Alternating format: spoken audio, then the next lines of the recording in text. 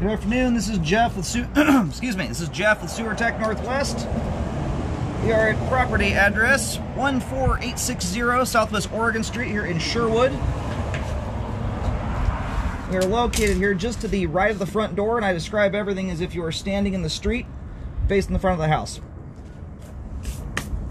I'll give you a little pointer here because this will get covered up. Homeowners were nice enough; they were able to point this one out to me.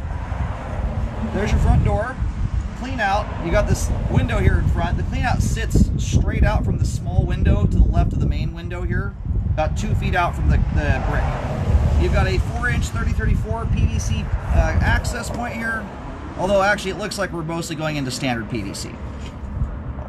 Oh, nope, back to green. Good deal. I'm a big fan of 3034. Usually do not get this green PVC this quick right out of the gate. Usually this is reserved for the right-of-way and under the street areas due to its structural integrity.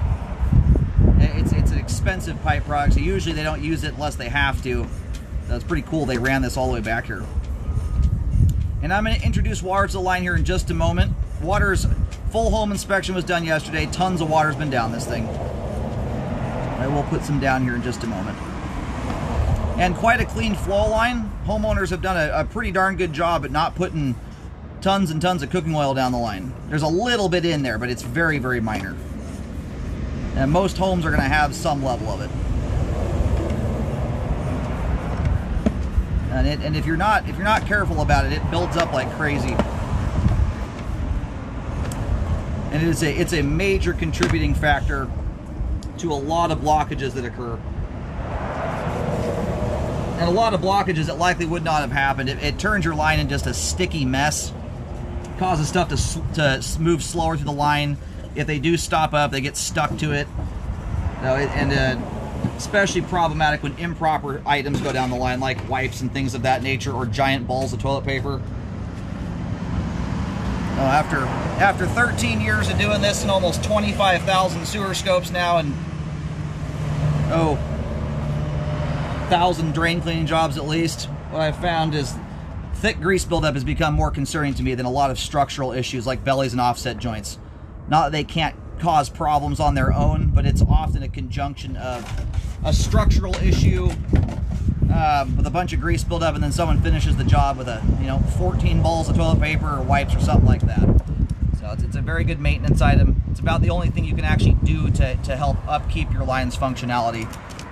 Beyond that, it's up to Mother Nature as to whether or not everything stays put. So anyway, we've hit the main here at about 46 feet. We're going to go locate that really quick here while the pipe drains off. Just have the water go by the camera there. Alright, we located the camera head successfully. Line terminates on Southwest Oregon Street. Line here does basically a dead straight shot from the clean out right to the middle of the road. You draw an imaginary line from clean out, straight line, out to the middle of the street. That is the path your line takes here. It's very simple. That's how we want these things to be. Fewer the turns, the better. And it's a relatively short sewer line too, to boot. But you can see every bit of it. You can actually see where they installed this. There's a little bit of a hump in the yard, and then in line with that, out in the road, you can see where the patch was cut into the street to install this.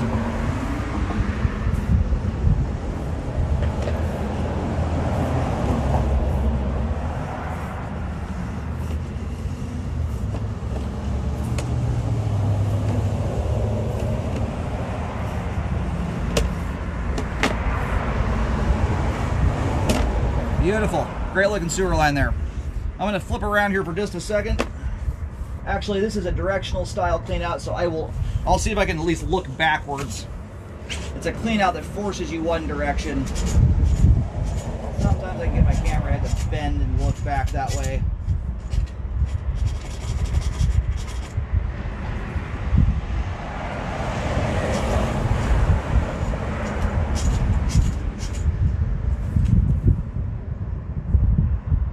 Now that's about as good as a view as I'm going to get. I don't see anything obvious looking back that direction here.